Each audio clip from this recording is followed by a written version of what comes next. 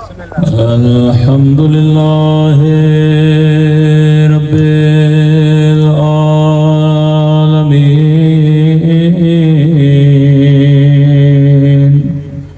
الحمد لله كما هو أهله. الصلاة والسلام على سيد المرسلين وخاتم النبيين أبي القاسم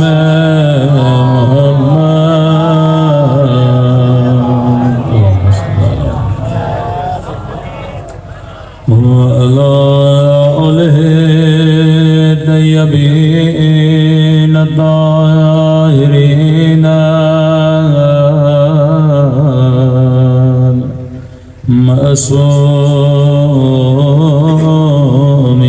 المعصومين. سب مل کے اپنے مولا کے ظہور کی دعا. اللہم کل ولیک حجت ابن الحسن صلواتک علیہ وعلی آبائہ فی هذه الساعة وفي كل وليا وحافظا وقائدا وناصرا ودليلا وعينا حتى تسكنه أرضك وتمتعه فيها طويلا برحمتك يا أرحم الراحمين. صلوات الله.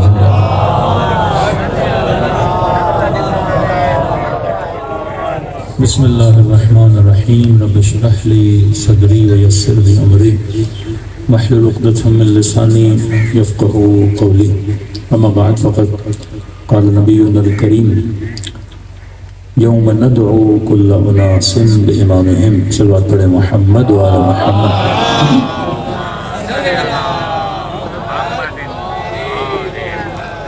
دعا ہے پروردگار عالم ہم سب کی عبادتوں کو اپنی بارگاہ عالی میں قبول فرمائے اور جو مقصد زندگی مقصد ہدایت لے کر فرش عذاب پہ آتے ہیں خدا ان مقاصد میں بھی ہم سب کو کامیابیاں عطا فرمائے. رسول گرامی کا متفق علیہ قول ہے، مطلب شیعہ بھی مانتے ہیں اہل سنت بھی مانتے ہیں کہ فرمایا یوم ندعو کل اناس بامامہم، کہ قیامت کے دن ہر انسان کو اس کے امام کے ذریعے سے بلایا جائے گا. قیامت کا میدان عمل ضرور ہے، لیکن جب انسان اٹھایا جائے گا تو خدا پہلا سوال یہ نہیں کرے گا نمازیں کتنی لائے ہو، روزے کتنے لائے ہو، حج کتنے لائے ہو، تراویاں کتنے لائے ہو. پہلا سوال خدا یہ کرے گا امام کون سا ہے. کبھی کہا کہ میری امت میں 73 فرقے 72 گمراہی پہ ہوں گے اور ایک فرقہ جو نجات پر ہوگا. اور آج پاکستان کی کسی بھی گلی میں کسی بھی مسلمان سے پوچھو جناب آپ کون سے فرقے سے ہیں تو ہر بندہ یہی کہتا ہے میں ہی حق پر ہوں. یہ الارمنگ سچویشن ہے. نبی کہیں اتنے فرقے بنیں گے اور 72 گمراہی پر ہوں گے، ایک فرقہ نجات پر ہوگا. پھر فرمایا ہر بندے کو اس کے امام کے ساتھ بلایا جائے گا، اللہ سب سے پہلے یہ دیکھے گا کہ امام حق کا تھا یا باطل کا تھا، امام حق کا تھا یا امام جور تھا۔ اب کا پہلا سوال امام کون سا ہے؟ اگر امام صحیح ہے تو اس کے بعد کہے گا اب نماز بھی لاؤ، اب روزہ بھی لاؤ، اب اپنی نیکیاں بھی لاؤ۔ لیکن اگر امام جور ہے تو فرمائے سارے اعمال کو انسان کے منہ پہ مارا جائے گا۔ اس کی خلاصتاً میں نے مثال اس طرح دی تھی کہ اگر مثلا جام شوروں میں اعلان ہو کہ یزید آیا ہے، اور کچھ ایسے مسلمان جو عاشق صحابہ بھی ہیں اور تھوڑے زیادہ ایکسٹریم لیول پر چلے جائیں تو شیعہ تو لعنت ہی بھیجیں گے، سیدھی بات ہے۔ لیکن کچھ ایسے ہوں جو کہیں کہ قبلہ ہم نے صحابی نہیں دیکھا، تو یزید ایک صحابی کی گود میں پلا بڑا ہوا، تو تھوڑی سی آس ہے کہ ان کو دیکھ لیں۔ ہوتا ہے نا انسان کسی محبوب کو نہیں دیکھتا تو اس کی نشانی کو دیکھ لیتا ہے، تو یہ خاندان تو ہمارا کبھی محبوب رہا ہی نہیں ہے، لیکن ہیں کچھ مسلمان جن کی محبتیں ہیں، تو ہو سکتا ہے وہ جمع ہو جائیں اور اعلان ہو کہ یزید جو ہے وہ نماز پڑھائیں گے۔ اب کہیں بھائی 1400 سال کے بعد نبی کے صحابی، کاتب وحی کا بیٹا، خال المسلمین کا بیٹا، مسلمانوں کا خالو، اس کا بیٹا آیا ہے، ظاہر صحابی کی گود میں بیٹھا پلا پڑا، تو کہا اس کے پیچھے نماز پڑھ لیتے ہیں اور مجمع لگ جائے، یزید نماز پڑھائے اور آپ ان کی نماز دیکھنے جائیں تو بھئی دیکھیں تو صحیح یزید نماز پڑھاتا کیسے، اور دیکھنے والے کہیں کہ جناب بڑی اچھی نماز پڑھائی، لمبی لمبی صورتیں پڑھی، لمبے لمبے رکوع تھے، لمبے لمبے سجدے تھے، کیا رقت تھی، کیا خضوع تھا، کیا خلوص تھا، کیا گریہ تھا، ایسی نماز ہم نے مسجد میں نہیں دیکھی، ایسی خلوص والی نماز پڑھی۔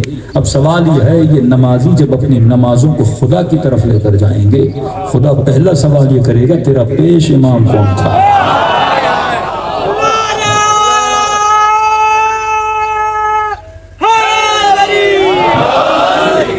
تو یزید کے پیچھے کتنی بھی خلوص کے ساتھ نماز پڑھو، خدا تیری نماز نہیں دیکھتا، خدا پیش امام کو دیکھتا ہے۔ مسئلہ امت کا نہیں، مسئلہ امام کا ہے، مسئلہ نماز کا نہیں، مسئلہ امام کا ہے۔ مولا حسین کربلا جا رہے تھے تو یہ تھوڑی ہے کہ مسلم معاشرہ نماز نہیں پڑھتا تھا، یہ تھوڑی ہے کہ مسلم معاشرہ روزہ نہیں رکھتا تھا، یہ تھوڑی ہے کہ مسلم معاشرے میں عبادت نہیں تھی۔ حج کو چھوڑ کے گئے تو مطلب مسلمان بھی تھے، حاجی بھی تھے، زاہد بھی تھے، عابد بھی تھے۔ مسئلہ یہ تھا کہ امت نمازیں تو پڑھ رہی تھی، امام صحیح نہیں تھا۔ معرکہ کربلا جنگ امام حق اور امام باطل ہے، تو کل بھی مسلمان نمازیں پڑھ رہا تھا، جب امام صحیح نہیں تھا تو ظالم کے مقابلے میں کھڑا نہ ہو سکا، تو اس زمانے میں بھی جو ظالم کے مقابلے میں کھڑا ہوا وہ امام حق تھا۔ آج کا مسلمان بھی نمازیں پڑھ رہا ہے، روزے رکھ رہا ہے، پر ہمت نہیں امریکہ کے مقابلے میں کھڑا ہو سکے۔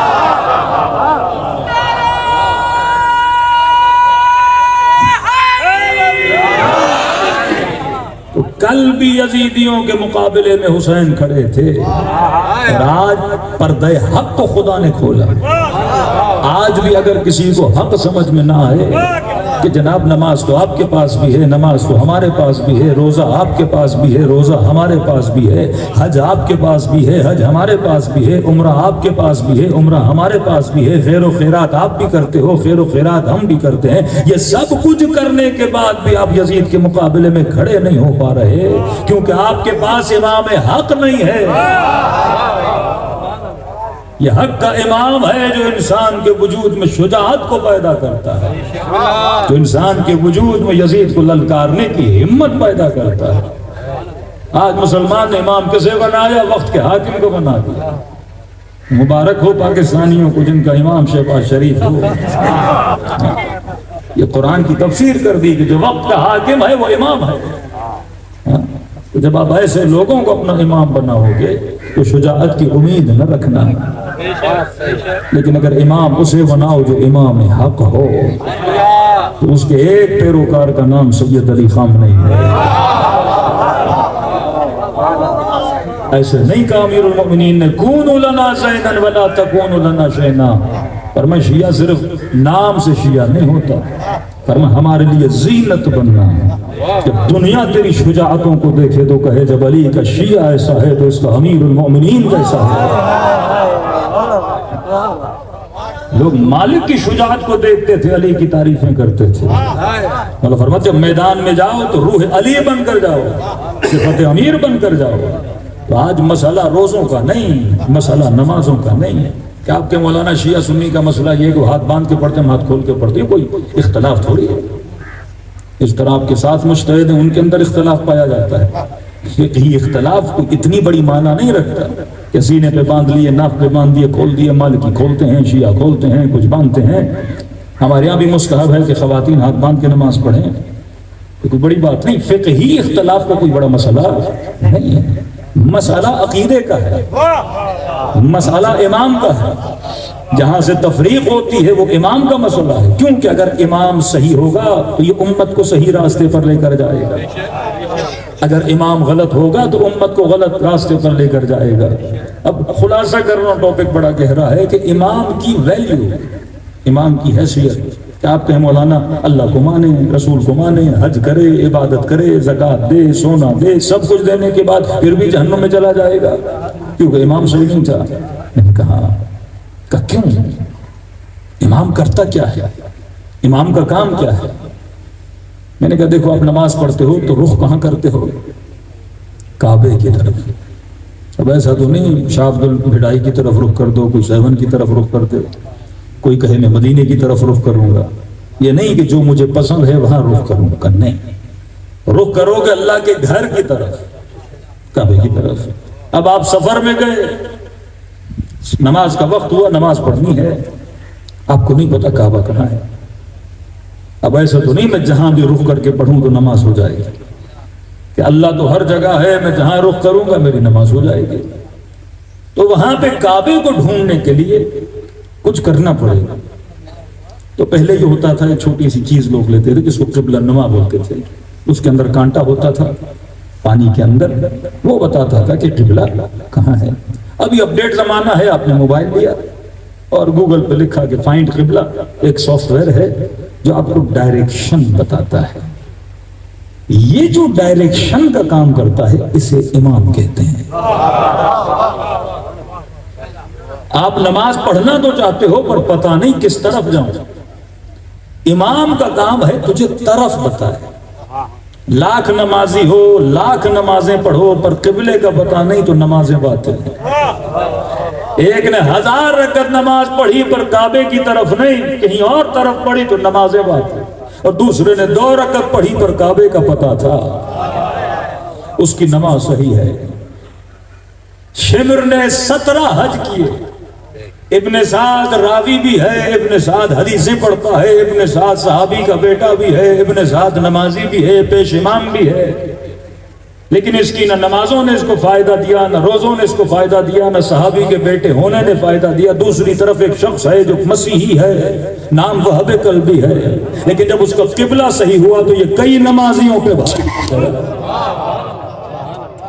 ایک وہب جس نے پوری زندگی میں نماز نہیں پڑھی، پوری زندگی میں روزہ نہیں رکھا، پوری زندگی میں ایک حج نہیں کیا، لیکن جب حسین نے اس کو ڈائریکشن دے دی، حسین نے اسے حق کا راستہ بتا دیا تو کئی نمازیوں پہ بھاری پڑ گئے، کئی روزے داروں پہ بھاری پڑ گئے۔ تو فرمایا جو کعبے کا طرف بتائے، نماز نماز نہیں اگر قبلہ کعبہ نہ ہو، نماز وہ ہوتی ہے جس کا قبلہ کعبہ ہو۔ جس طرح نمازوں کا قبلہ کعبہ ہے، اسی طرح ایمان کا قبلہ علی ابن ابی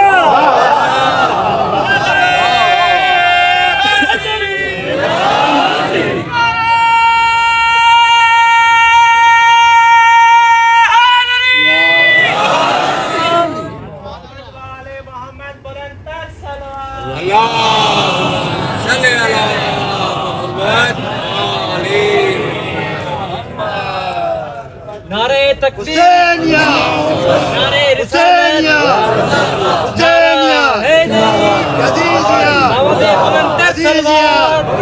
آل بیت اجمران دلانا، بی بی فاطمہ زہرا علیہ السلام بلند تر صلوات۔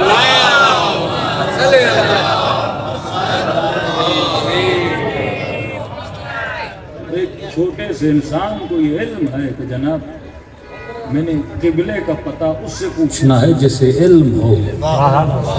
جو جاہل ہو اسے کیا پتہ؟ آپ کراچی بھی جاتے ہو تو رستہ کس سے پوچھتے ہو؟ جسے پتہ ہو. اب جسے پتہ ہی نہیں اس نے غلط رستہ بتا دیا تو ساری امت غلط رستے پر. جو 1400 سال سے جو امت کو پتہ بتا رہے تھے وہ پتہ غلط تھا. شکر خدا ادا کرو کہ خدا نے تجھے وہ دیا جیسے دنیا کے راستوں کا بھی پتہ ہے اور آسمان کے راستوں کا بھی پتہ ہے. یہ اہمیت امام ہے. اگر امام صحیح ہے تو انسان کی منزل صحیح ہے. اگر امام غلط ہے آپ ایک جاہل کے پیچھے اپنی زندگی نہیں گزارتے. ہاں ڈاکٹر کے پاس بھی جانا ہے, پڑھا لکھا ڈاکٹر, گھر بنانا ہے, صحیح انجینئر. اگر ڈگری فیل ہوگی صرف نام ہوگا, 4 دن کے بعد گھر زمین پر آ جائے گا.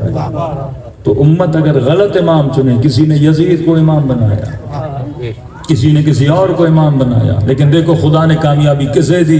خدا نے حبیب کو کامیاب کیا, خدا نے حر کو کامیاب کیا. اور آج آپ کا سر فخر سے بلند ہے کیونکہ آپ کا امام امام حق ہے.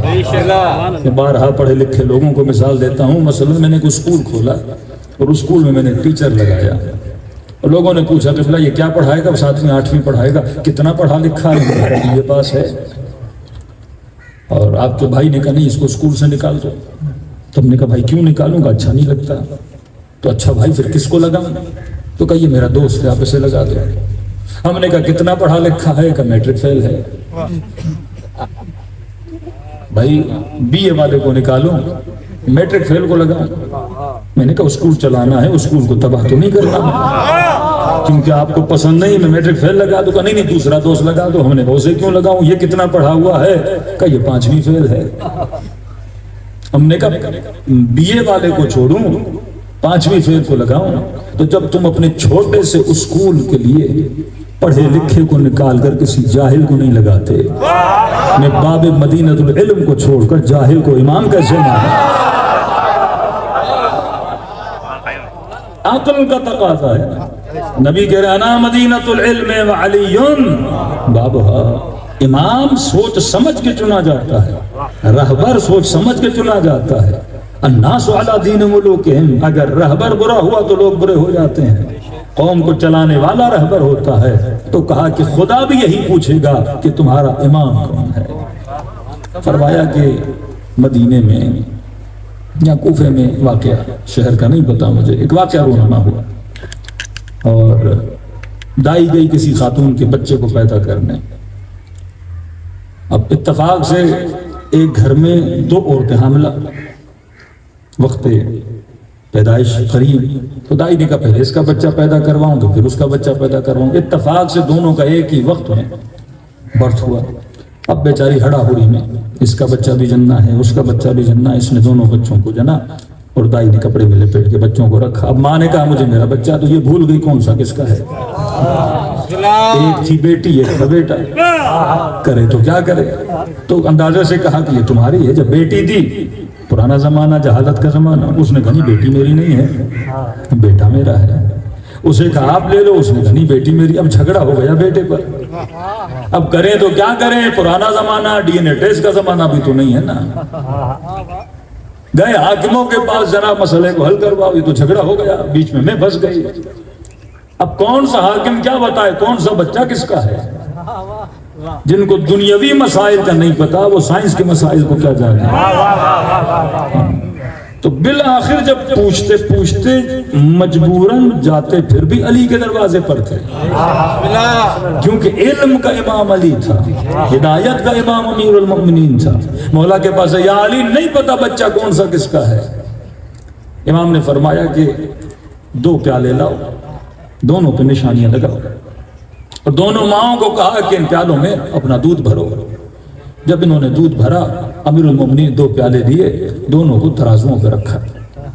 جس کا وزن زیادہ تھا امام نے کہا یہ نشان کس کا ہے؟ کہ فلاں خاتون کا ہے. کہ بیٹا اسے دو. پریشان ہو گئے امیر المومنین, بیٹا اسے کیوں دیں؟ امام نے فرمایا کیونکہ اللہ نے بیٹے کا جو دودھ ہوتا ہے وہ ذرا بھاری ہوتا ہے، کیونکہ یہ بڑا ہوگا، گھر کا وارث بنے گا، ہڈیاں مضبوط ہوں گی، جسم اس کا مضبوط ہے تو خدا اس کو ویسی غذائیت دیتا ہے، بیٹی کی غذائیت ویسی ہے۔ تو جو کام اس وقت کے لوگ یا آج کے سائنسدان بھی نہ سمجھ سکے، علی ابن ابی طالب بتا رہے ہیں کہ جب امت میں اختلاف ہو تو یاد رکھنا حل اختلاف کا وجود کا نام امیر المؤمنین ہے۔ یہ امام ہے جو انسان کو صحیح اور غلط کا پتہ بتاتا ہے۔ اگر تمہارا امام صحیح ہے تو تمہاری نمازیں بھی قبول ہیں، تمہارے روزے بھی قبول ہیں۔ اگر امام صحیح ہے تو دنیا میں بھی عزت ملتی ہے، آخرت میں بھی عزت ملتی ہے۔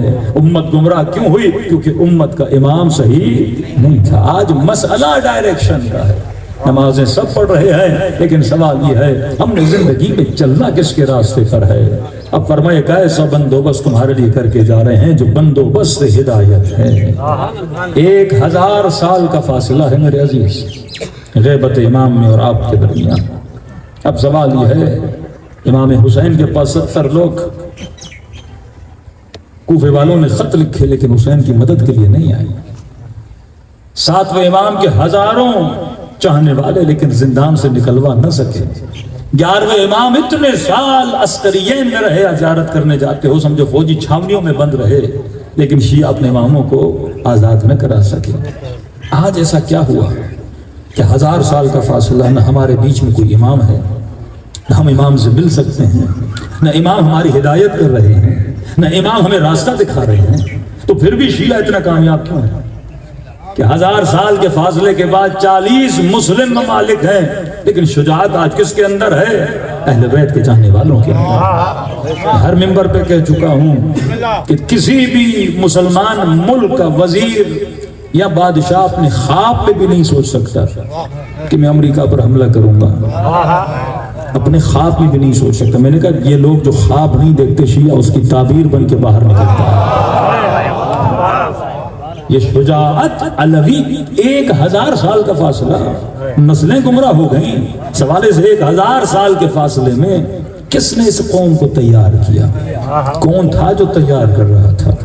کون تھا جس اس قوم کو اتنا بہادر بنایا کہ 61 ہجری میں شیعہ اتنا بہادر نہیں تھا، 62 ہجری میں شیعہ اتنا بہادر نہیں تھا، 63 ہجری میں شیعہ اتنا بہادر نہیں تھا، 300 ہجری میں شیعہ اتنا بہادر نہیں تھا جس میں 2026 میں شیعہ بہادر ہے، جبکہ فاصلہ 1000 سال کا ہے۔ آپ نے کسی امام کو دیکھا نہیں، آپ کسی امام سے ملے نہیں، کسی امام نے آپ کے اوپر تبلیغ نہیں کی، کسی امام نے آپ کو حوصلہ نہیں دیا، تو سوال یہ ہے کہ ان سب کو پال کون رہا تھا؟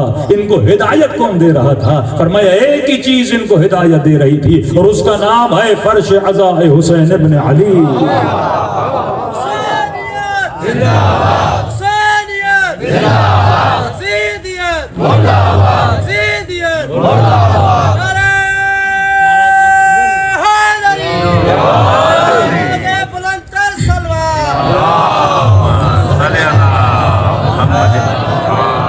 ایک ایسا بندوبست کر کے دیا امام حسین نے آپ کو، امام نہیں لیکن امام راستہ آج بھی دکھا رہے ہیں کہ آپ کو سب سے پہلے فرش عزا پہ 1000 سال سے شیعہ فرش عزا بچھاتے ہیں، اور یہ فرش عزا ہے جو نسلوں کو بہادر بناتا ہے۔ یہ فرش عزا ہے جو کسی شیعہ کا دل پتھر ہونے نہیں دیتا، یہ فرش عزا ہے جو آپ کے دل میں درد کو پیدا کرتا ہے۔ اگر فرش عزا نہ ہوتا آج ہمارا حال وہی ہوتا جو امت کا حال ہے۔ اور کتنا وسیع فرش عزا، دنیا کا کوئی ملک نہیں چھوڑا، دنیا کا کوئی شہر نہیں چھوڑا۔ امریکہ چلے جاؤ تو وہاں بھی فرش عزا ہے، کینیڈا چلے جاؤ تو وہاں بھی فرش عزا ہے، آسٹریلیا UK چلے جاؤ تو وہاں بھی فرش عزا ہے۔ یورپ کا کوئی ملک ایسا نہیں جہاں فرش عزا نہ بچھایا جاتا ہو۔ تو جہاں جہاں حسینی ہے وہاں وہاں حسین کا فرش عزا ہے۔ تو 1000 سال سے جو ہماری نسلوں کو تربیت دے رہا ہے وہ فرش عزا حسین ابن علی دے رہا ہے۔ کتنا پروپیگنڈا اہل بیت کے چاہنے والوں کے خلاف کیا۔ میں کل یہ کلپ سن رہا تھا کسی بدبخت کا، جنہوں نے بڑی فرقواریت پاکستان میں پھیلائی، اہل سنت کو شیعوں کا دشمن بنانے کی بڑی کوششیں کی۔ ہمیشہ کہتے رہے کہ بھائی اسرائیل اور شیعوں کا گٹھ جوڑ ہے، ہمیشہ کہ بھائی اسرائیل کبھی ایران پر حملہ نہیں کرے گا، ایران کبھی اسرائیل پہ حملہ۔ یہ ڈرامے بازیاں ہیں دونوں کی کہ مسلمانوں کو پاگل بناتے ہیں کہ ہم ایک دوسرے کے دشمن ہیں، اور اس کی تقریر کا کلپ آج بھی موجود ہے۔ جنہوں نے وہ تنظیم بنائی جس نے پاکستان کے اہل بیت نام دیکھ کے ڈاکٹروں کو مارا، نام دیکھ کے انجینئروں کو قتل کیا، نام دیکھ کر بسوں سے اتار کے مارا، پیٹھ پہ زنجیر کے نشانوں کو دیکھ کر قتل کیا، اس قدر قتل عام کیا. اور اس بدبخت نے یہ جملہ کہا تھا، جس دن اسرائیل ایران پر حملہ کرے میری قبر پہ آ کر پیشاب کرنا. یہ کام تو شیعہ نہیں کرتے، لیکن اس کے پیروکار تو اس کی وصیت سے عمل کریں. تو برملا چیلنج کیا تھا، چیخ چیلنج کر رہا تھا کہ یہ کبھی ایسا کام نہیں ہوگا، لیکن کہا نا جاء الحق وزہق الباطل ان الباطل کان زہوقا، کہ ایک دن حق کیا ہو جاتا ہے، ظاہر ہو جاتا ہے اور باطل چلا جاتا ہے. تو ہر زمانے میں جو حق کے علم کو اٹھانے کی ذمہ داری خدا نے جسے دی ہے وہ اہل بیت کے چاہنے والے ہیں. اسی پاکستان میں بڑے بڑے پوڈ کاسٹ کرنے والے، بڑے بڑے پولیٹیکل سائنس کی ڈگریاں لینے والے کہتے تھے بھائی حدیث میں ہے نا کہ امام زمانہ کے ظہور سے پہلے لشکر خراسانی اٹھے گا. تو کہا نا یہ لوگوں کو کنفیوز کرنے کے لیے جو امام باطل ہے اس کی پالیسی یہ ہوتی ہے، وہ ایک مٹھی حق کی اٹھاتا ہے، ایک مٹھی باطل کی اٹھاتا ہے اور دونوں کو مکس کرتا ہے. جب مکس ہو جاتا ہے تو انسان پریشان ہو جاتا ہے کہ حق کیا ہے، باطل کیا ہے.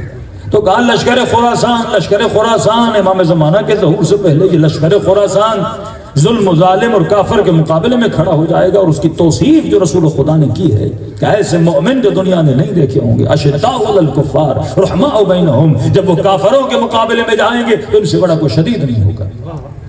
فرمایا سکے کے دو رخ، ایک رخ میں شدت، جب کفر کے مقابلے میں جائیں گے تو ان سے بڑا کوئی شدید نہیں ہوگا، لیکن فرمایا جب آپس میں بیٹھیں گے تو ان سے بڑا کوئی رحم دل نہیں ہوگا. آج جا کے صفات دیکھو خدا نے کس کے اندر یہ صفات رکھی ہیں. تو ہمیشہ کہا لشکر خراسان سے مراد، کیونکہ خراسان میں افغانستان اور مشہد کا علاقہ سارا شامل ہوتا ہے. تو کہا خراسان سے مراد یہی افغانستان ہے. آدھی امت کو کہا یہ جو طالبان ہیں یہ لشکر خراسان ہے. لیکن آج دنیا نے دیکھا وہ کون سا سید خراسانی تھا جو امریکہ کے مقابلے میں کھڑا تھا، کسے خدا نے اتنی عظیم شہادت عطا کی کہ آج مسلمان تو دور پورے دنیا میں اتنا بڑا جنازہ کسی نے نہیں دیکھا. جو حسین سے محبت کرے خدا اسے محبوب قلوب بشر بنا دیتا. یہ آہستہ آہستہ پردے ہٹتے جا رہے ہیں. احادیث و روایات سے خدا کیا ہٹا رہا ہے، پردے ہٹا رہا ہے کہ دیکھو کون ہیں جو حق کے راستے پہ چلنے والے ہیں. یقیناً وہی حق کے راستے پر ہیں جن کے لیے نبی نے فرمایا کہ علی والحق والحق مع علی، علی حق کے ساتھ ہیں اور حق علی کے ساتھ ہیں. فرمایا یہ نہ دیکھنا کہ حق کہاں جا رہا ہے، یہ دیکھنا کہ علی کہاں جا رہے ہیں. جہاں جہاں یہ جاتے ہیں وہاں وہاں حق جاتا ہے. تو میرے عزیز، فرش ازا کا ہدف، فرش ازا کا مقصد دنیا کو یہ بتانا کہ اگر امام صحیح ہو تو انسان صحیح ہوتا ہے، اگر امام صحیح ہو تو انسان کی عبادت مقام قبولیت تک چلی جاتی ہے. لیکن فرش ازا پہ بلا کر کس طرح سے وہ ہمیں بدلتے ہیں، یہ اہمیت کا حامل ہے. بعض اوقات ہم کئی چیزیں محسوس نہیں کرتے لیکن تبدیلیاں ہمارے اندر آتی جاتی ہیں. ایک انسان جب برے ماحول میں جاتا ہے نا تو برا بن جاتا ہے، اچھے ماحول میں آتا ہے اچھا بن جاتا ہے. اب امریکہ سے کسی انگریز کے بچے کو لاؤ، جامشوروں میں کسی اہل بیت کے چاہنے والے کے گھر میں بڑا کرو، یہ بڑا ہو کے کیا بنے گا؟ ماتمی بنے گا، عزادار بنے گا، مجلسی بنے گا. اور یہاں کسی مومن کے بچے کو اٹھاؤ اور امریکہ لے جاؤ، وہ کیا بنے گا؟ بے دین بنے گا. یہ گود ہے جو انسان کو بناتی ہے. اگر گود اچھی ہے تو بچے اکبر بن کے جوان ہوتے ہیں، اور گودوں میں اثر نہیں تو بچے یزید بن کے بڑے ہوتے ہیں. یہ گود کا اثر ہے، یہ بھی ایک ڈائریکشن ہے کہ تمہیں پتہ ہونا چاہیے کہ میں کس ماحول میں اپنی نسلوں کو کیا کر رہا ہوں، بڑا کر رہا ہوں. امام کی ایک جھلک انسان کو مومن بنا دیتی ہے. اسماعیل حمیری چھٹے امام کے زمانے میں ایسا فضائل اہل بیت پڑھنے والا کہ جس نے چیلنج کیا کہ اگر کوئی امیر المؤمنین کی فضیلت لائے اور اگر اس کے بارے میں نے کوئی شعر نہ لکھا ہو تو کہتا تھا میں سونے کے سکے تم لوگوں کو دوں. اس کے چیلنج میں کوئی پورا نہیں اترا، کیونکہ جو بھی فضیلت امیر المؤمنین آتی تھی یہ پہلے سے اس نے شعر بنایا ہوا تھا. لیکن اس کے اندر دو عیب تھے. ایک عیب یہ تھا یہ اہل بزم تھا، کبھی کبھی شراب پیتا تھا. دوسرا عیب یہ تھا یہ چار امامی تھا، یعنی زیدی شیعہ تھا. چھٹے امام کو امام نہیں مانتا تھا، احترام بڑا کرتا تھا. کہتے ایک دن کوزے میں شراب بھری کسی دوست کے پاس سے، یہاں سے شراب ہاتھ میں، کوزہ بند، اور ایک گلی سے گزر رہا تھا، گلی بڑی تنگ، اور سامنے سے اچانک اس کی نگاہ چھٹے امام پہ پڑ گئی۔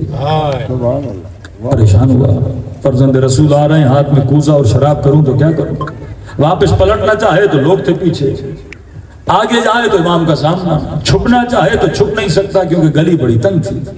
بحالت مجبوری سر کو نیچے کر کے اور کوزے کو ہوا کے نیچے چھپاتے چھپاتے آگے بڑھا۔ جب بڑھا تو امام کی نگاہ پڑی، سلام کیا، اسماعیل، جی میرے مولا۔ فرمایا ہاتھ میں کیا ہے؟ کہ مولا کچھ نہیں، کوزہ ہے۔ کوزے میں کیا ہے؟ کہ مولا بھائی گھر کا سامان لینے گیا تھا، گھر کے لیے دودھ لیا ہے میں۔ اب مولا کو کیا بتائے کہ شراب ہے؟ گنہگار تھا پر با حیا تھا۔ حدیث پانچویں امام کی فرماتے بعض لوگ گناہ کرتے ہیں لیکن حیا کی وجہ سے اپنے گناہوں کو بتاتے نہیں، کہ خدا اس کی حیا کو دیکھ کر اس کے گناہ کو معاف کر دیتا ہے، لیکن بے حیا بندے کے گناہ کو خدا معاف نہیں کرتا، جو کرے بھی اور لوگوں کو بتائے۔ تو امام نے کہا کوزے میں کیا ہے؟ پریشان ہوا، مولا کو کیسے کہوں کہ شراب ہے؟ تو اس نے مصلحتی جھوٹ بولا کہ مولا کوزے میں دودھ ہے۔ امام نے کہا اچھا تھوڑا ہمیں بھی تو پلا۔ اب جھوٹ بولا، کوزے میں شراب، کہ میں سوچ میں پڑ گیا کہ فرزند رسول کے ہاتھ پہ نجس پانی کیسے ڈالوں؟ یہ پاکیزہ خاندان۔ ایک بار کا میں نے کہا مولا اب گھر چلیے، وہاں پلاتے ہیں، گلی میں ہے مولا۔ امام نے کہا دیر ہو رہی ہے، دودھ پلا۔ کہ پھر جھجکا، پھر امام نے تیسری بار بلند آواز میں کہا میں کہہ رہا ہوں نا، دودھ ڈال میرے ہاتھوں پر۔ ہانپتے ہوئے کانپتے ہوئے میں نے کوزے کو جب فرزند رسول کے ہاتھوں پہ خالی کیا تو وہ شراب نہیں تھی، وہ دودھ میں بدل چکا تھا۔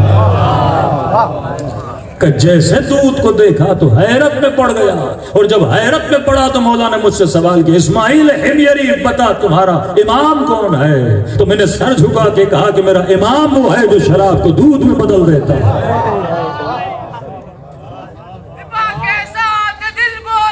علی مولا، علی مولا، صبح کے ساتھ دل مولا، علی مولا، علی مولا۔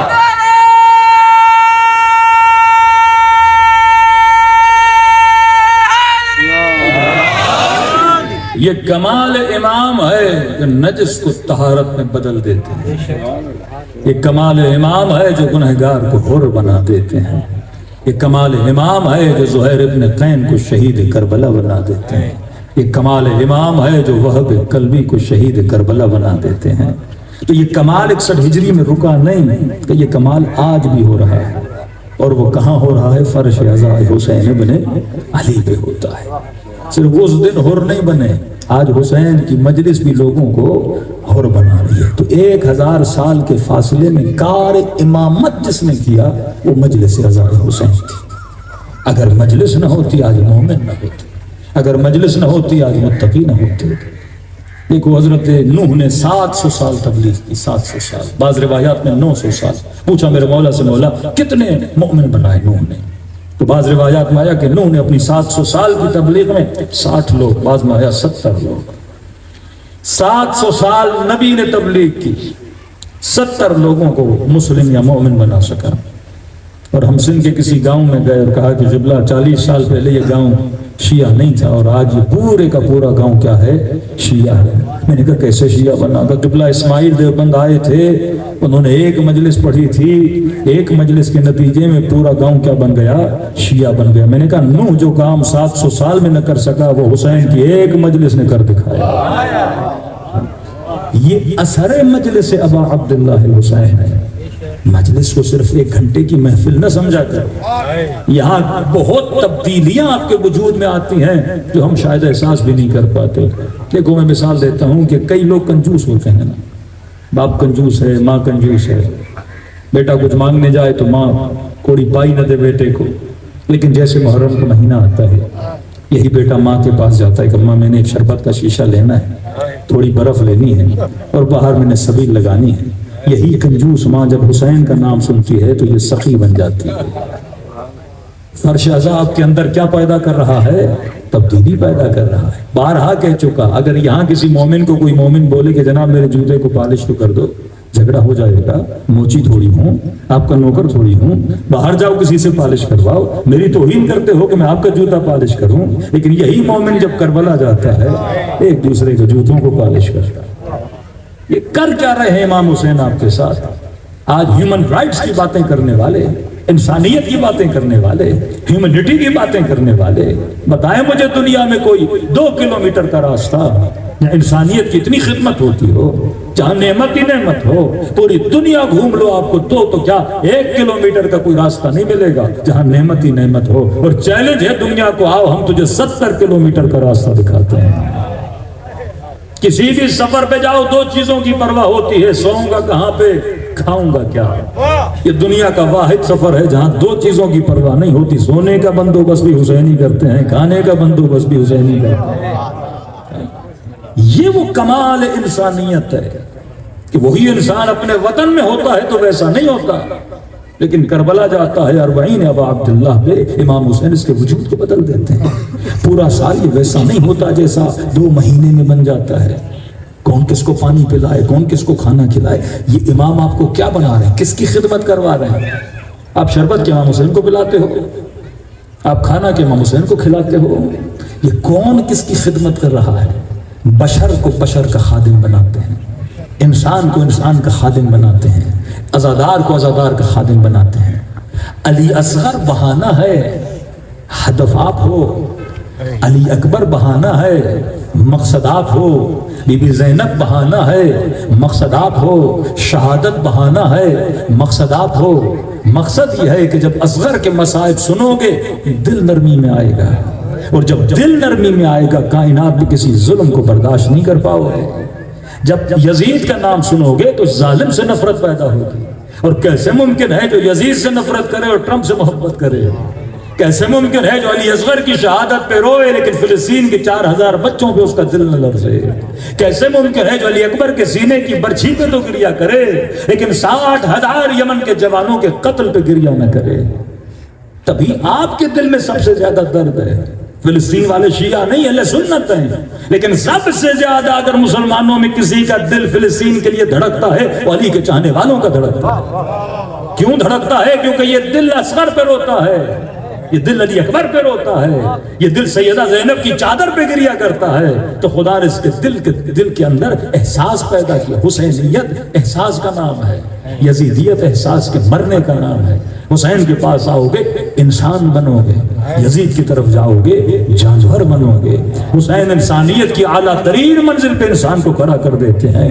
تبھی فرمایا کہ اکرمنی بمعرفتکم ومعرفت اولیائکم، فرمایا شیعو خبردار، صرف یہ نہیں کہ حسین کو مانتے ہو اور سمجھو کہ میں نے ایمان کو کامل کر دیا کیونکہ میں علی کا ماننے والا ہوں، میں 12 کا ماننے والا ہوں، مجلس کرانے والا ہوں، ماتم کرانے والا ہوں، زیارت پہ جانے والا ہوں۔ فرمایا نہیں، ایمان کامل ہی نہیں ہوتا۔ ولایت کا تصور اپنے وجود میں یہ بناؤ کہ ولی وہ ہوتا ہے، شیعہ وہ ہوتا ہے جو حسین سے بھی محبت کرتا ہے اور حسین کے چاہنے والے سے بھی محبت کرتا ہے۔ یہ لازم و ملزوم ہے، پھر ہم میں اور ان میں کوئی فرق نہیں جو کہیں ہم نبی سے تو محبت کریں گے پر نبی کی بیٹی سے محبت نہیں کریں گے، مصطفیٰ سے محبت کریں گے لیکن قاتلین زہرا سے بھی محبت کریں گے۔ یہاں ایک لکیر کھینچی جاتی ہے، اگر حق والے ہو تو باطل کے پیچھے نہیں جاؤ گے۔ اور یاد رکھو حق صرف یہ نہیں کہ علی کو مانو، حق کامل بھی تب ہوتا ہے جب علی کو ماننے کے بعد علی والے کو مانو۔ یہ وہ زنجیر تھی جس میں امام حسین آپ کو جمع کرنا چاہتے تھے۔ فرمایا جب تک تمہارا مزاج 72 جیسا نہیں بن جاتا۔ 72 کا مزاج کیا تھا؟ کربلا میں عباس بھی بہادر، کربلا میں اکبر بھی بہادر، کربلا میں 14 سال کا قاسم بھی بہادر، اور کربلا میں 6 مہینے کا علی اصغر بھی بہادر ہے۔ مطلب جب تک ایک صفت میں جڑ نہیں جاتے تب تک امام زمانہ کا ظہور نہیں ہوگا۔ مولا یہ نہیں چاہتے کہ مجلس ہوئی 4 مومن نمازی بنے، 4 مومن بہادر بنے کہ بس کام پورا ہو گیا کا نہیں۔ ہم چاہتے ہیں کہ امت بنو، ہم چاہتے ہیں کہ نیشن بنو، ہم چاہتے ہیں کہ قوم بنو۔ عاشورہ کا جلوس نکالتے ہو، علم کیوں اٹھاتے ہو؟ پچھلے زمانے میں جو جنگ پہ جاتے تھے وہ لشکر علم اٹھایا کرتے تھے، آپ بھی علم اٹھاتے ہو، ایک لشکر کی صورت میں باہر نکلتے ہو۔ ہر قوم کی پہچان اس کا جھنڈا ہوتا ہے۔ حسین نے تجھے الگ جھنڈا دیا، شیعہ عراقی ہو، ایرانی ہو، بحرینی ہو، ان کا جھنڈا ایک ہوتا ہے۔ تو کہ یاد رکھنا دنیا کی اقوام کسی اور کی قوم ہوگی، خدا نے تجھے حسین کی قوم بنایا ہے، اور حسین کی قوم کے اندر کچھ صفات ہوتی ہیں، وہ صفات اگر تم سب کے اندر آئے، انڈیویجول نہیں، سوشلی، انڈیویجولی بہادر ہونا کامیابی نہیں دیتا۔ کوفے میں آ جاؤ مسلم بہادر، 4000 کا لشکر پیچھے سارا ڈرپوک۔ کربلا میں آؤ حبیب بہادر ہیں لیکن خط لکھنے والے بزدل ہیں۔ امیر المومنین جیتی ہوئی جنگ سے 3 ہاتھ سے نکل جاتی ہے، کیونکہ سارے کے سارے بہادر نہیں ہیں۔ جب پوری قوم بہادر ہو جائے گی تب فرما امام کا ظہور ہوگا، اور فرش عزب بچھایا اسی لیے جاتا ہے تاکہ تم سب ایک صفت اور ایک رنگ میں کیا ہو جاؤ، ڈھل جاؤ۔ اس کا فلسفہ یہ ہے، جب عاشور کا جلوس نکلتا ہے تو سارے شیعہ کالا لباس پہنتے ہیں، مطلب وہ چاہتے ہیں جس طرح ایک فوج کے اندر فوجیوں کا لباس ایک ہوتا ہے، تم سپاہی اور فوجی ہو امام زمانہ کے، تمہارا لباس بھی کیا ہونا چاہیے، ایک ہونا چاہیے، کیونکہ ہم تم سب کو ایک رنگ میں دیکھنا چاہتے ہیں۔ جب لباس کا رنگ ایک ہے تو صفات کا رنگ بھی ایک ہونا چاہیے۔ یہ نہیں کہ یہ شیعہ سخی ہے اور دوسرا سخی نہیں ہے، یہ بہادر ہے دوسرا بہادر نہیں ہے، کہ نہیں، جب سب کے سب بہادر بنو گے، سب کے سب سخی بنو گے۔ دیکھو ایک کا بہادر ہونا کمال نہیں ہے کہ علی بہادر ہو، مالک بہادر ہو لیکن کوفے والے بزدل ہوں، امام رضا بہادر ہوں لیکن امام کے چاہنے والے بہادر نہ ہوں، یہ کمال نہیں ہے۔ کمال خمینی کیا تھا؟ اگر خمینی بہادر ہوتا قوم بہادر نہ ہوتی تو کمال نہیں تھا، سید علی خامنئی بہادر ہوتے قوم بہادر نہ ہوتی تو کمال نہیں تھا۔ سید کا کمال یہ تھا کہ وہ خود بھی بہادر تھے اور اپنی قوم کو بھی بہادر بنا دیا۔ حسن نصر اللہ خود بھی بہادر تھے، قوم کو بھی بہادر بنایا۔ جب قومیں بہادر ہو جاتی ہیں تو دنیا کی کوئی طاقت آپ کو ہرا نہیں سکتی۔ بربعین کے دن قریب ہے نا، کربلا میں 22 ملین لوگ چلتے ہیں حسین کی طرف۔ مولا کیا بناتے ہیں؟ قوم بناتے ہیں۔ قوم کیسے بنتے ہیں؟ سب کے علم ایک ہوتے ہیں، سب کے نعرے ایک ہوتے ہیں، سب ایک ہی صفات میں ڈھل جاتے ہیں۔ کوئی کسی کو پانی پلا رہا ہے، کوئی کسی کو کھانا کھلا رہا ہے، کوئی کسی کے پاؤں دبا رہا ہے۔ اتنا ایثار کا جذبہ، اتنی سخاوت کا جذبہ، گھروں کے دروازوں کو کھول دیا۔ جسے سونا ہے آ کر سو جائے، جسے کپڑے دھلوانے ہم فری میں دھو کر دیتے ہیں۔ امام کیا بنا رہے ہیں؟ کربلائی مزاج بنا رہے ہیں کہ جب ایک دوسرے کے لیے اتنا احساس آ جائے کہ اس کا بچہ مرے تو اس کا نہیں، سمجھو تیرا بچہ ہے۔ کسی نے امام کو کہا کہ مولا ہم اپنے گھر میں آپ کو دعوت دینا چاہتے ہیں، اور مولا آپ دور ہیں، دل کرتا ہے یہ ثواب کمائیں۔ امام نے فرمایا رتی برابر فرق نہیں، اگر تم مجھ امام کو دعوت دینا چاہتا ہے تو فرما اپنے گھر میں کسی میرے چاہنے والے کو کھانا کھلاؤ، یہ بالکل ایسے ہے جیسے تو نے حسین کو کھانا کھلایا ہے۔ یہ جو سبیل پلاتے ہو نا، یہ تصور کرو یہ اسے نہیں پلا رہے، یہ ثواب عین ہے جیسے تم اپنے امام حسین کو پانی پلا رہے۔ کیوں فرمایا شیعو جب جب ٹھنڈا پانی پیو تو میری سکینہ کو سلام کرو، تب تو میری بچی کو پانی پلا رہا ہے۔ تم ہماری بچی ہوئی مٹی سے خلقو من طینتنا، ہماری بچی ہوئی مٹی سے آپ کو بنایا گیا ہے، تبھی آپ کی قیمت ہے۔ جب آپ کے ساتھ نام حسین لگتا ہے تو آپ کی ارزش ہے، آپ کی قیمت ہے۔ آنسو کیا ہے؟ نمکین پانی۔ اتنی قیمت ہو جاتی ہے کہ چھٹے امام فرماتا ابھی تو رویا نہیں، رونا چاہتا ہے، تم سب کے سروں کے پیچھے میری دادی زہرا تمہارے آنسوؤں کو جمع کرنے کے لیے آ جاتی۔ اتنی قیمت ہو جائے کہ جب پیدل چل کے حسین کی زری کی طرف جاتا ہے تو تمہارے قدموں کی خاک سے ملائکہ اپنے پروں کو مس کرتے ہیں۔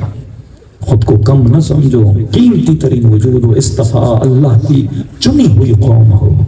ہر بندہ نہ فرش عزا پہ آتا ہے، نہ ہر بندہ حسینی بنتا ہے، نہ ہر بندے کے دل میں خدا علی اور آل علی کی محبت کو ڈالتا ہے۔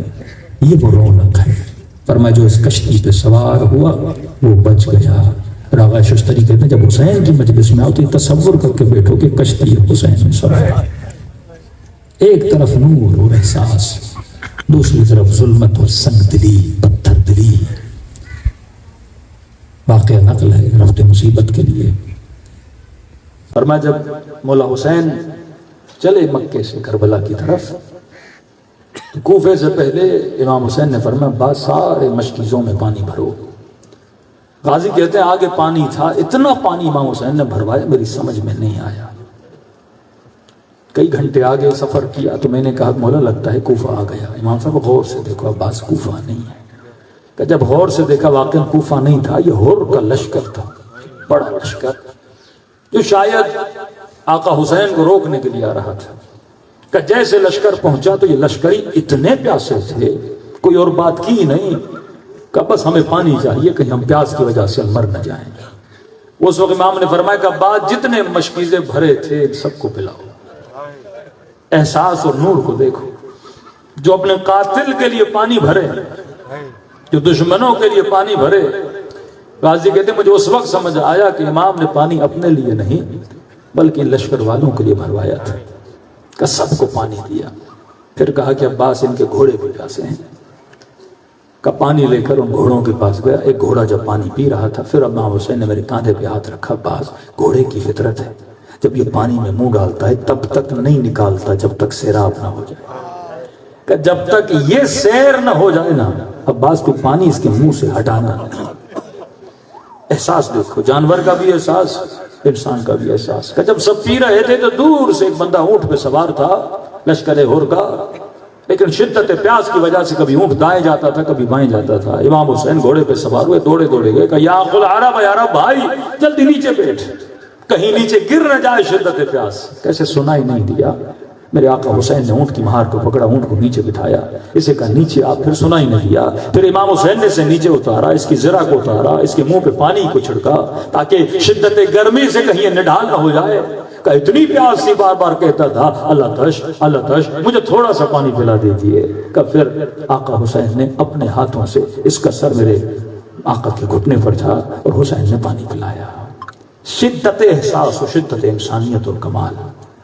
دوسری طرف فرماتے ہیں کہ جب جناب مختار نے قاتلوں کو پکڑا، دربار میں کھڑا کیا، ایک ایک ظالم سے پوچھا کہ بتا تو نے کون سا ظلم کیا تھا۔ اب ظلمت کو دیکھنا، کسی نے کہا مختار میں نے خیموں کو لوٹا، کسی نے کہا مختار میں نے بچیوں کے کانوں سے در چھینے، کسی نے کہا مختار ہم نے تازیانے مارے، ایک لئی نے کہا مختار میں نے حسین کے بدن پہ گھوڑے دوڑائے۔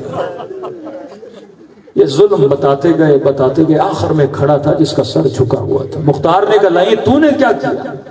کہا نہ پوچھ، مجھے خود اپنے کیے پہ شرم آ رہی ہے، اور بتاؤں گا تو مار دو گے، کہ ماروں گا تمہیں ویسے ہی، بتا کے مرو گے تو شیعوں کو پتا تو چلے کیا کیا ظلم ہوا ہمارے آقا حسین کے ساتھ۔ کہ مختار میں دیر سے پہنچا، خیمے لٹ چکے، بالیاں لٹ چکی، چادریں لٹ چکی، آخر میں حسین کے بدن پہ پہنچا۔ میں نے کہا کوئی چیز تو لوٹوں جو ابن زیاد کو دکھاؤں تاکہ مجھے انعام ملے۔ کہ مختار کہ جب حسین کے بدن پہ نگاہ پڑی سب کچھ لٹ چکا تھا۔ امام ہے صاحب حیا، بہن کو کہا مجھے وہ کرتا دو جو سب سے پرانا ہو۔ کہتے پرانا کرتا پہنا، خنجر سے پھر کرتے کو پھاڑنا شروع کیا۔ بہن نے کہا بہن قربان جائے حسین پھاڑ کیوں رہے ہو؟ کہ بہن پھٹا ہوگا، کسی کی لالچ نہیں ہوگی، میں نہیں چاہتا میرا بدن عریان ہو۔ امام زمانہ فرماتے میرا سلام ہو کربلا کو شہید پہ جس کے بدن پہ لباس نہیں تھا۔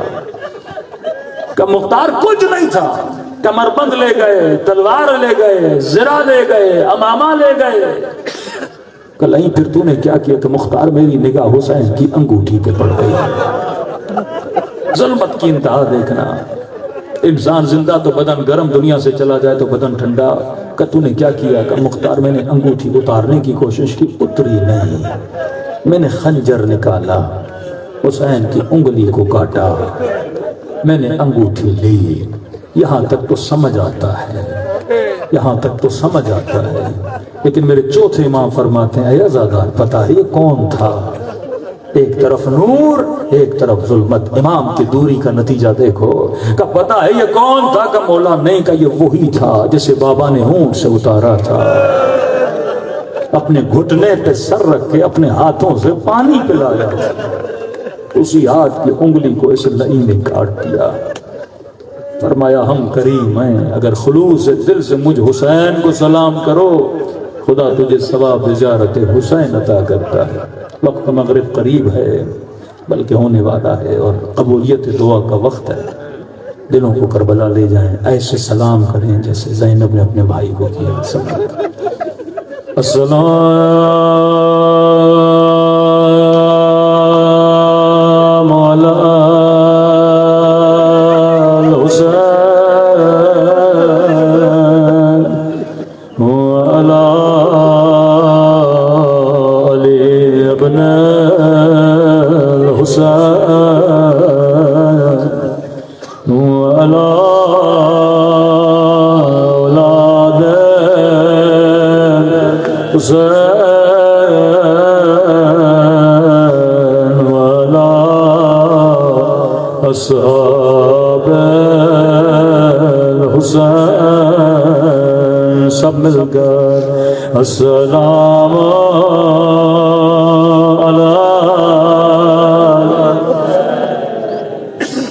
وعلى علي ابن الحسين وعلى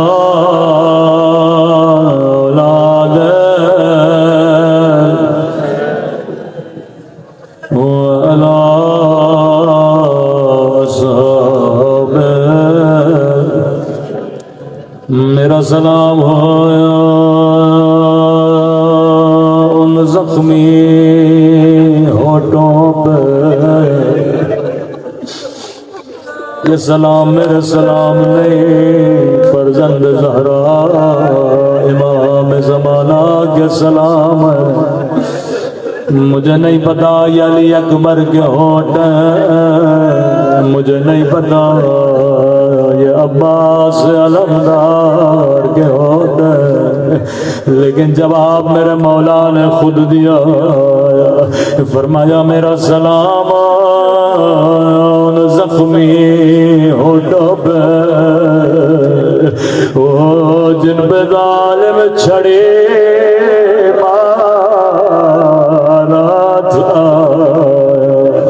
یہ وہی ہوتا ہے جنہیں نبی بوسہ دیا کرتے تھے، جنہیں زہرا چوما کرتے تھے۔ اللہ جانے بی بی زینب پہ کیا گزرے، اللہ جانے 4 سالہ بچی پہ کیا گزرے۔ کسی نے میرے چوتھے امام سے سوال کیا، مولا اتنے بچے تھے کربلا، لیکن سکینہ شام کے زندان میں بابا بابا کر کے کیوں چلے گئے؟ فرمایا کبھی نہ سوچنا ہماری بچیاں تمہارے بچوں کی طرح، کبھی نہ سوچنا یہ بچی صابر نہیں تھی، اگر سکینہ نے مرنا ہوتا تب مر جاتی، جب بابا کا کٹا سر دیکھا، اگر بچی نے مرنا تھا مر جاتے، جب کانوں سے در چھینے، اگر بچی نے جانا ہوتا چلی جاتے، جب پھیوں کے سروں سے چادر چھینے۔ فرمایا ایک منظر نے سکینہ کو بیمار کر دیا، مولا کون سا منظر؟ رو کے کہتے تھے شام اور شرابی کا دروازہ۔ مولا شام میں ایسا کیا ہوا کہ دوڑی دوڑی میرے سینے سے لپٹ گئی، کہنے لگی بھیا سجاد اسیری کا سنا تھا، تماچوں کا سنا تھا، لیکن بابا نے یہ تو نہیں کہا تھا ہمیں کنیزی میں مانگا جائے گا، لیکن کہا اس منظر نے میری بچی کو بیمار نہ کیا۔ تصور کر کے رونا، 4 سالہ بچی، قد کتنا تھا، اسیروں کے بیچ میں کھڑی تھی، اتنے میں آواز سنی حسین کا سر کشت میں آیا ہے، جو بابا کو دیکھنے کے لیے ترس گئے، کہنے لگی قیدی بیویوں تھوڑی جگہ دو میں بابا کو دیکھوں، تھوڑی سی جگہ ملے، نگاہ بابا کے سر پہ پڑے، بچی نے کیا دیکھا؟ نہیں شراب پی رہا تھا، بچی ہوئی شراب تشت میں پھینک رہا تھا، ہاتھ میں چھڑی تھی، حسین کے ہونٹوں پہ مارتا تھا، یہاں بچی کی فریاد بلند ہوئی، نمار میرا غریب بابا، او میرا 3 دن کا پیاسا بابا۔ فرمایا اس منظر نے بچی کو بیمار کر دیا۔ اب زندان شام میں بیٹھتی تھی، دیواروں کا سہارا لیتی تھی، بس روتی تھی، ایک جملہ کہتی تھی، میرے بابا نے کیا بگاڑا تھا، میرے بابا کے ہونٹوں پہ چھڑی کیوں مارتا تھا۔ مولا فرماتے اتنے میں حسین بابا کا سر آیا، سب سے پہلے میں نے سکینہ کو دیا، شاید بچی کو تسکین مل جائے، سر کو گودی میں لیا، بڑی حسرت سے بابا کو دیکھنے لگی، کبھی کہنے لگی بابا کس نے تیرے ہونٹوں کو زخمی کیا، کس نے تیری پیشانی پہ پتھر مارا، کبھی سینے سے لگاتی تھی۔ میرے مولا فرماتے ہیں ایک جملہ کہا، بچی کی روح برباد کر گئے، کہنے لگی بابا بابا بابا تیری آنکھیں بند کیوں ہیں، کیا سکینہ سے ناراض ہو، ذرا آنکھیں کھولو،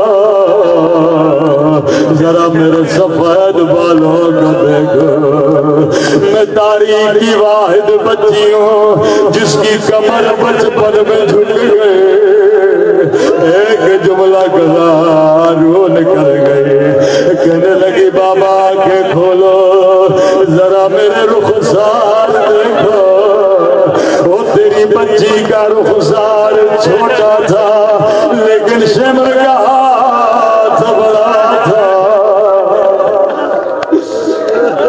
اتنے دماغے مارے میری رنگتیں بدل گئے، مولا فرماتے بڑی دیر گزر گئی، اب رونے کی آواز نہیں آئی، آگے بڑھا سکینہ بابا کا سر دو، میں بھی سینے سے لگاؤں، یہاں بابا کا سر لینا تھا، ایک مرتبہ گردن ڈھلی، مولا نے بچی کو سینے سے لگایا، رو کر کہا انا للہ و انا الیہ راجعون، رضا بقضائہ و تسلیما لامرہ،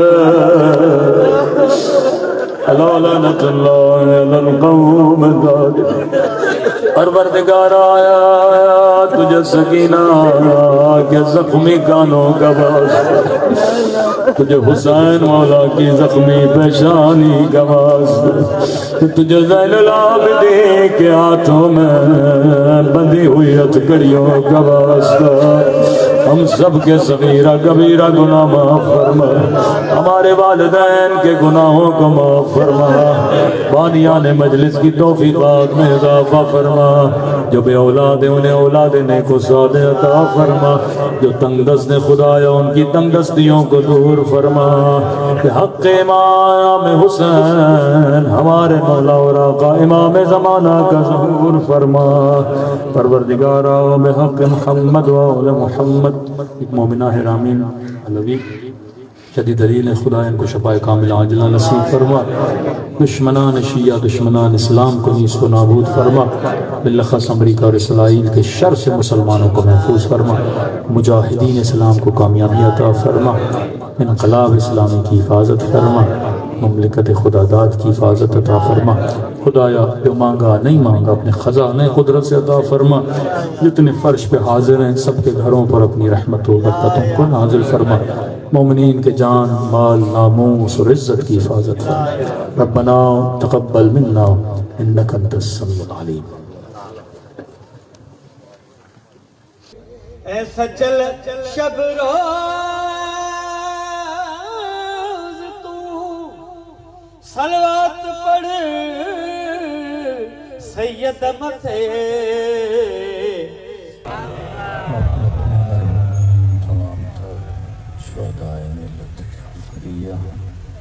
مومنین و مومنات جو آج ہمارے درمیان ہیں ان سب کو یاد رکھتے ہوئے بالخص بانیان مجلس کے مرحومین، ان کے خاندان کے جتنے مرحومین ہیں، سب کو یاد رکھتے ہوئے ایک مرتبہ سورہ فاتحہ